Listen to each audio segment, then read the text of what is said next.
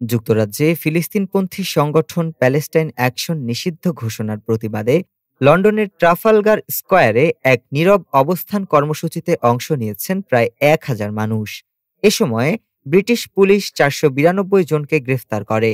Al Jazeera জানিয়েছে, কর্মসূচিতে অংশগ্রহণকারীরা এক ধরনের প্লাকার্ড বহন করেন, যাতে লেখা ছিল, আমি গণহত্যার বিরোধী, আমি প্যালেস্টাইন অ্যাকশনকে সমর্থন করি।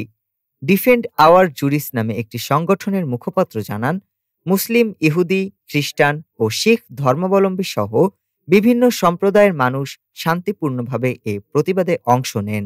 সম্প্রতি যুক্তরাজ্যের সরকার প্যালেস্টাইন অ্যাকশনকে সন্ত্রাস বিরোধী আইনের আওতায় নিষিদ্ধ ঘোষণা করেছে। এর ফলে সংগঠনটিকে সমর্থন বা প্রচার করাও এখন দণ্ডনীয় অপরাধ, যার সর্বোচ্চ শাস্তি হতে পারে ১৪ বছর কারাদণ্ড। আয়োজকেরা একে নিষেধাজ্ঞার বিরুদ্ধে সবচেয়ে বড় শান্তিপূর্ণ প্রতিবাদ বলে আখ্যা দিয়েছেন। ডেস্ক রিপোর্ট, আজ বার্তা।